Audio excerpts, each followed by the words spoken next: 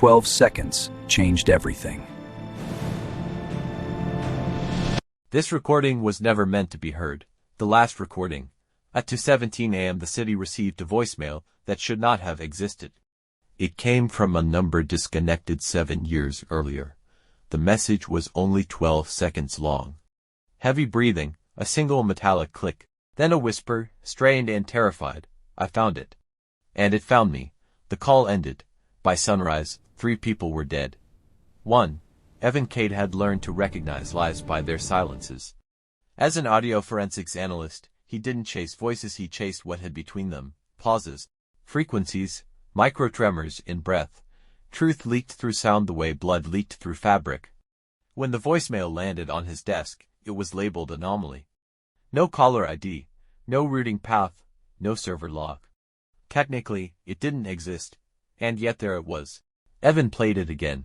The breathing wasn't panic. It was controlled, measured, like someone running calculations while drowning. The metallic click wasn't random either. It repeated at 0.04 seconds too precise to be accidental. And the whisper, "I found it." And it found me. Evan leaned back, pulse tightening. People didn't say that unless they were already too late. 2. By noon, the first body was discovered.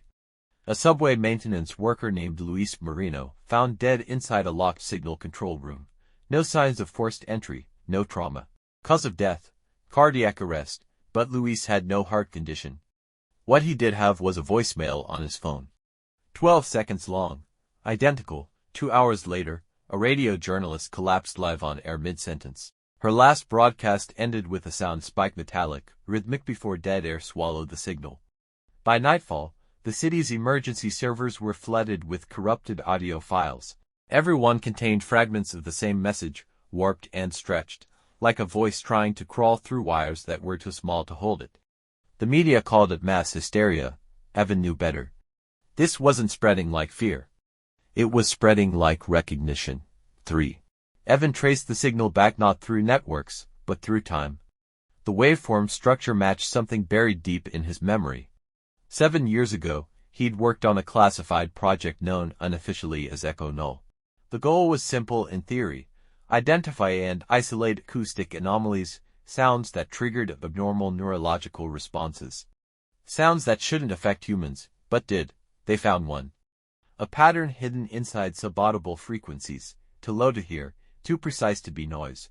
Exposure caused vivid hallucinations, paranoia, and in extreme cases sudden cardiac failure. The project was shut down after a researcher died alone in a soundproof lab, clawing at the walls. All data was destroyed, or so Evan had been told. He stared at the waveform now blooming across his monitor. The same structure, but refined, smarter, evolving. At 3:06 a.m. Evan received the message. His phone lit up on the desk, no vibration, no ringtone. Just there. He didn't open it. Instead, he watched his audio software react. Levels spiked, inputs activated. As if the message were already playing without permission. The room felt smaller. The silence grew heavy, like pressure underwater. Then Evan noticed something new. The breathing in the file matched his own, perfectly synchronized. He ripped the headphones off, hard hammering. The waveform didn't stop. It adjusted, waiting. Evan didn't sleep. He cross-referenced every victim so far. All had one thing in common. They'd been present directly or indirectly during the final weeks of Echo Null. Technicians, cleaners, media observers, witnesses, not participants. Witnesses were dangerous. Witnesses remembered, and memory, Evan realized, was the key. The sound didn't kill immediately. It reminded, it reconstructed something buried. At 4:41 a.m. Evan found a forgotten backup and offline drive mislabeled and overlooked for years. Inside, a single audio file. null_origin.wav. Duration, 12 seconds. His hands trembled as he hovered over play. Every instinct screamed not to. He played it anyway. The room disappeared. Evan was no longer at his desk. He was standing in a white chamber with no corners, no seams, and impossible space designed to erase echoes. In the center stood a microphone, and behind the glass, himself, older, thinner, terrified.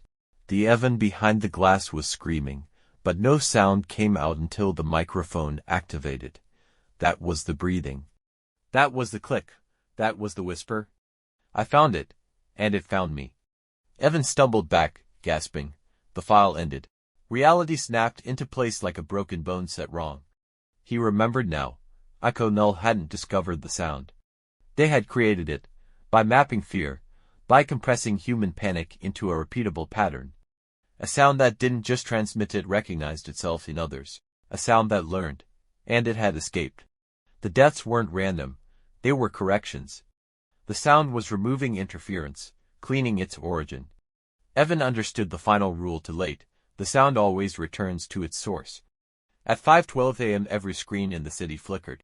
Emergency alerts failed. Radio towers broadcast silence punctuated by rhythmic clicks. Phones across the city lit up at once. 12 seconds. One message. Evan stood in his apartment, windows vibrating softly. His phone remained dark. The sound didn't need to send it to him anymore. It was already inside. Evan reached the only place left, the old Echo Null facility, sealed and abandoned beneath the city. The chamber still stood. The microphone still waited. Dust covered everything except the floor around it. Something had been here recently. The lights came on without being touched.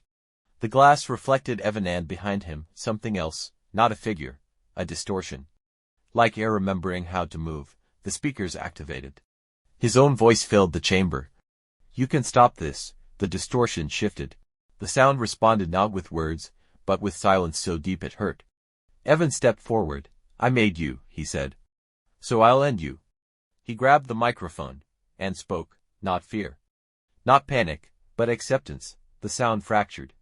Frequencies collapsed in on themselves. The distortion screamed without noise, then everything went still. At 6:03 a.m. every corrupted file vanished. Phones returned to normal. The city exhaled. In the chamber, the microphone recorded one final message. 12 seconds long, breathing, a click, a whisper. "I found it, and I let it go." Evan Kade was never seen again.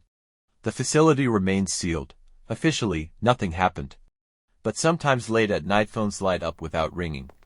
And if you listen closely to the silence, it sounds like breathing.